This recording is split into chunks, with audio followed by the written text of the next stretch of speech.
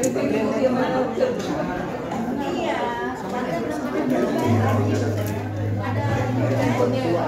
cari di dalam ya.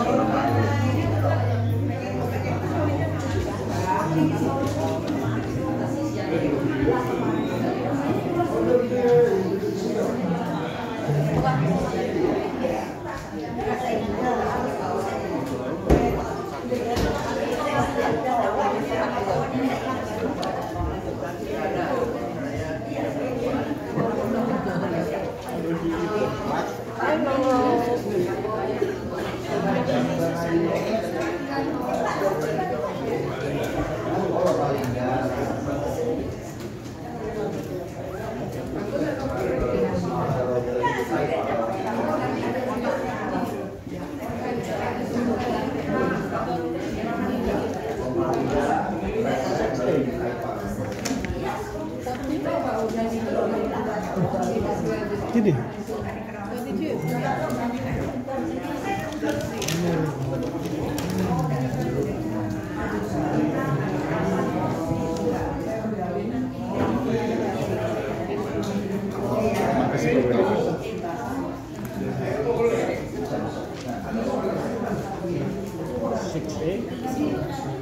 Silakan kembali ke kursi masing-masing, kita akan segera memulai.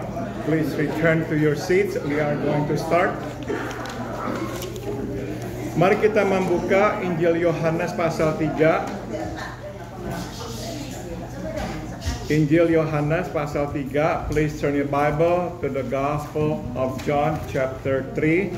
Kita akan membaca ayat 6 hingga ayat 8. And we are going to read from verse 6 to verse 8. The Gospel of John chapter 3, 6 to 8. Mari kita membacanya bersama-sama. 1, 2, 3.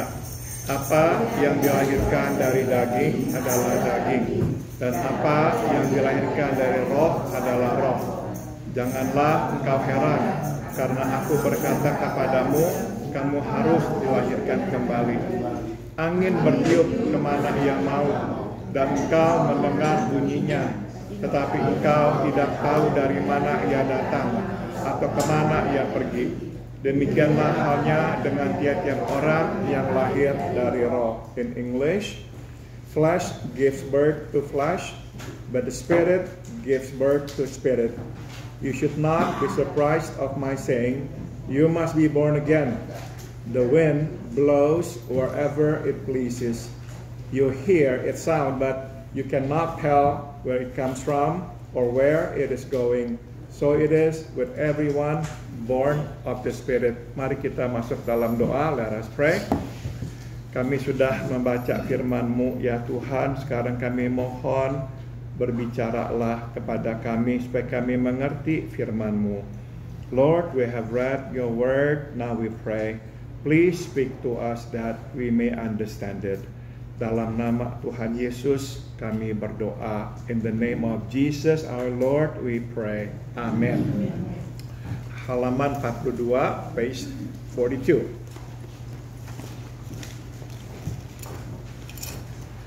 Dengan mengatakan kebenaran yang menyengat ini, seakan Yesus ingin memperhadapkan Nikodemus dengan satu pilihan, yaitu tidak ada jalan lain untuk melihat kerajaan Allah selain dari lahir baru. Tambahkan kata lahir.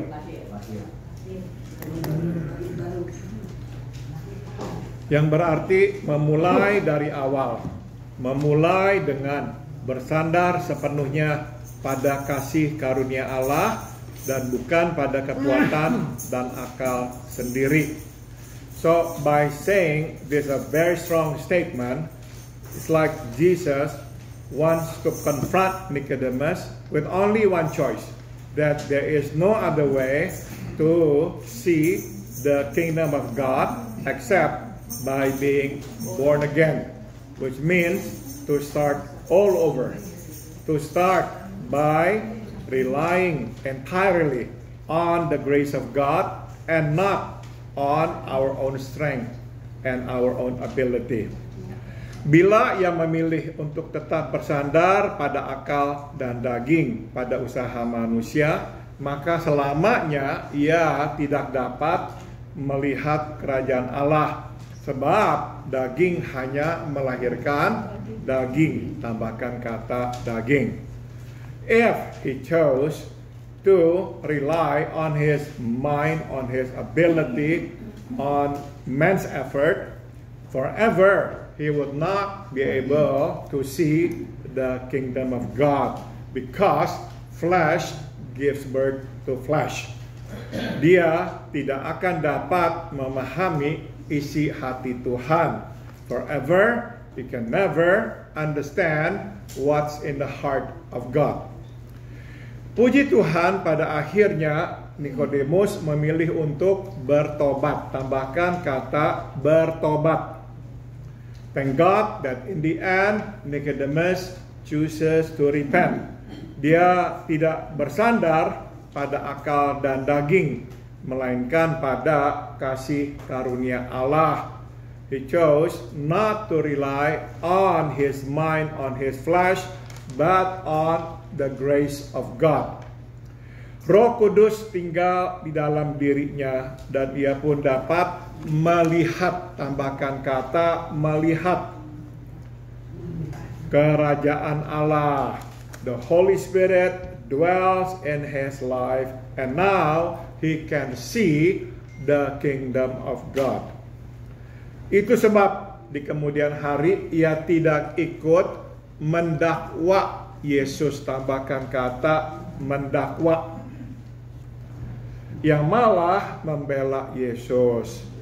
That is the reason why in the end he does not condemn Jesus. He defends Jesus. Mendakwa itu condemn.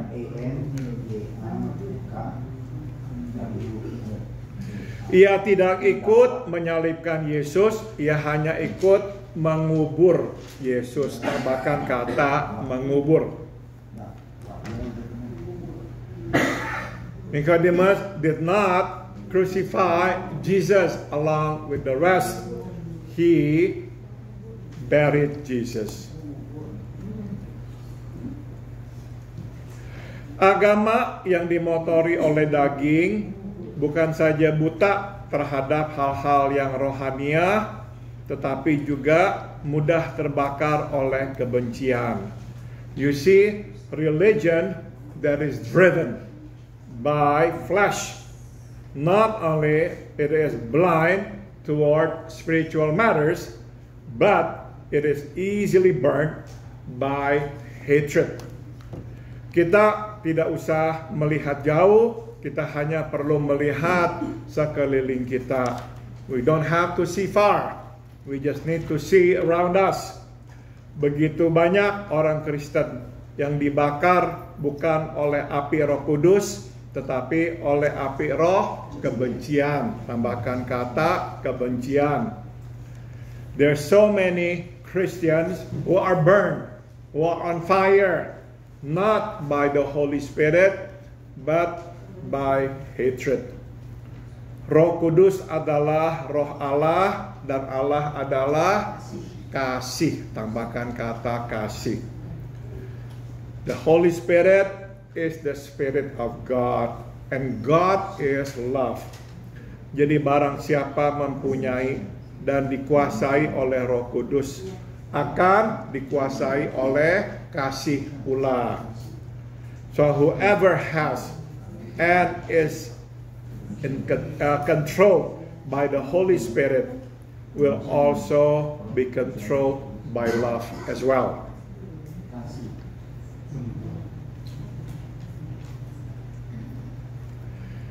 Kita sambung, let's continue. Kita yang melayani Tuhan, terutama kita yang sibuk, walau sudah memiliki Roh Kudus dan dikuasai Roh Kudus, kita tetap mesti berhati-hati. We who are in the service of the Lord, we who are especially busy, even though we already have the Holy Spirit and we are controlled by the Holy Spirit, we still have to be careful. Betapa mudahnya kita terjerumus ke dalam lubang yang sama, yakni akal dan daging. Tambahkan kata daging. How easily it is for us to fall into the same hole, the hole of our own mind and our own flesh. Kita menjadi letih karena begitu banyak yang mesti dipikirkan dan dikerjakan. Dan makin letih, makin kita bergantung pada akal. Tambahkan kata akal dan daging. Yeah, because we are so busy, there are so many things that we have to do in ministry. In the end, we get very tired. And the more tired we are, the more we depend on our own mind and flesh. Akhirnya, makin hari kita makin bertambah buta, tambahkan kata buta, terhadap hal-hal yang rohania. And in the end, we become more and more blinded toward spiritual matters. Kita terus melakukan aktivitas rohania, namun sesungguhnya kita sudah tidak lagi sensitif, tambahkan kata sensitif, terhadap hal-hal rohania. Yeah, we are busy, we keep on doing activities, so-called spiritual activities, but the truth of the matter is we are no longer sensitive to spiritual matters. Pada akhirnya daging dan akal bertambah tebal dan kita pun jatuh ke dalam dosa, tambahkan kata dosa.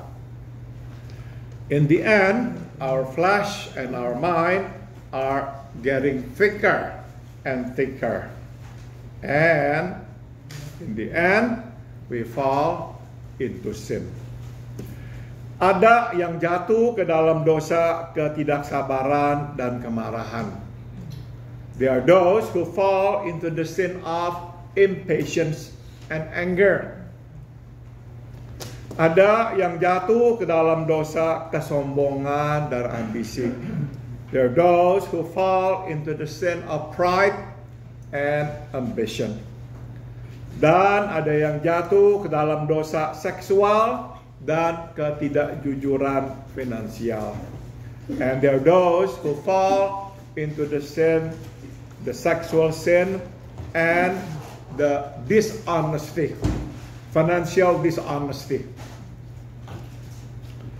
Dan hampir semua jatuh ke dalam dosa kemunafikan. Tambahkan kata kemunafikan.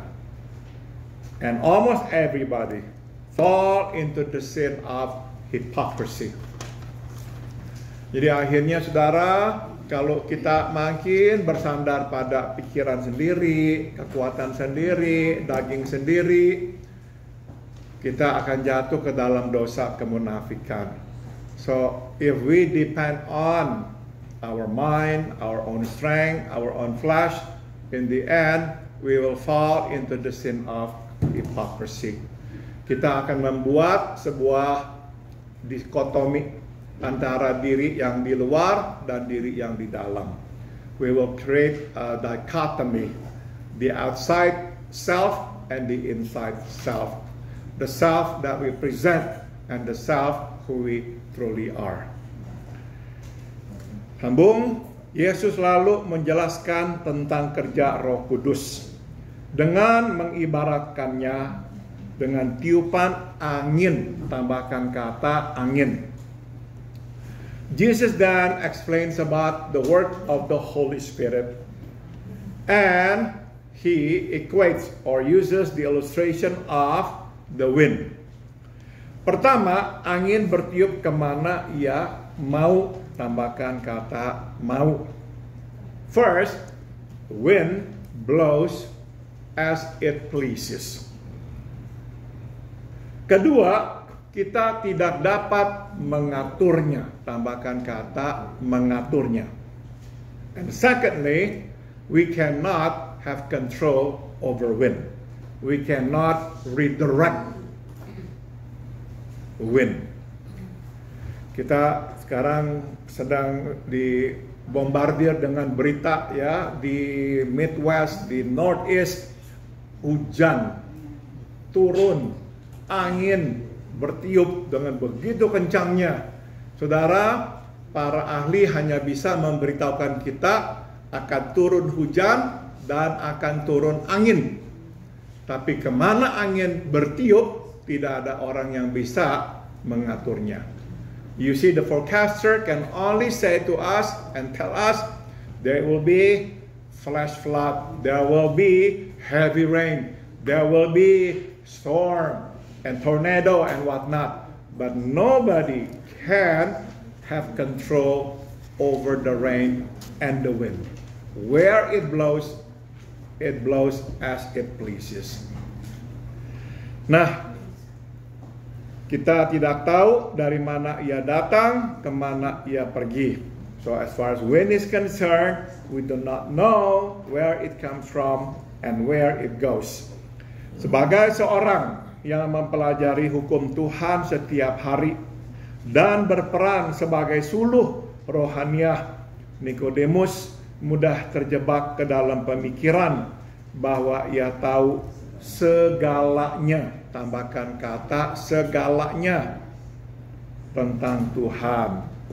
As somebody who study the laws of God daily and acts as a spiritual mentor, spiritual teacher, Nicodemus can easily fall into this mindset that he knows everything about God. Bukankah kita pun acap kali berpikir demikian? And sometimes don't we also fall into the same mindset as if we know everything about God? Masalahnya adalah pemikiran seperti ini membuat kita beranggapan bahwa kita dapat mengendalikan Tuhan. Tambahkan kata mengendalikan. The problem is this mindset makes us think that we can control God. Artinya apa? Bila kita berbuat A, maka Tuhan akan berbuat B. Jika kita tidak berbuat A, maka Tuhan tidak akan berbuat B. This is what we usually think. If we do A, God will do B. If we do not do A, then God will not do B. Pemikiran ini mesti berubah. Tambahkan kata berubah. Roh Kudus memutuskan kita berserah dan mengikut. Tambahkan kata mengikut. So this mindset must change. It is the Holy Spirit who calls the shot, who makes the decision. We surrender to Him and we follow Him. Saudara, kita ini meskipun tahu kita tidak bisa menguasai Tuhan, ya, tapi kita mau sedapat-dapatnya mengendalikan Tuhan. Even though we know that we cannot control God, but we still think that somehow we can still manage God. Jadi kalau kita berbuat A, maka Tuhan akan berbuat B. Jika kita tidak berbuat A, maka Tuhan tidak berbuat B. Ya, often we think like that, don't we? If we do A, God will do B. If we don't do A, God will not do B. That's not the way it is. Kadang-kadang kita berbuat A, Tuhan tidak berbuat B loh. At times we do A, God does not do B. Kadang-kadang kita tidak berbuat A, kok Tuhan yang berbuat B. At times we don't do this, we don't do A, God suddenly does B. Kita tidak bisa mengendalikan Tuhan. Roh Tuhan bergerak seperti angin. We cannot control God. He works, He blows just like the wind. We cannot control where it goes. We only know that He blows. Sambung. Oleh karena itu, barang siapa lahir dan dituntun oleh Roh, ia akan bebas dari manusia. Tambahkan kata manusia. Therefore, those who are born of and led by the Spirit will be free from men. Inilah yang dimaksud oleh Yesus sewaktu ia berkata, demikian halnya dengan tiap-tiap orang yang lahir dari Roh. This is what Jesus means when He says, that's what will happen to everyone who is born of the Spirit. Yaitu apa? Ia tidak tunduk, tambahkan kata tunduk, kepada manusia. Ia hanya tunduk kepada Roh Allah. Ya, He's not subservient.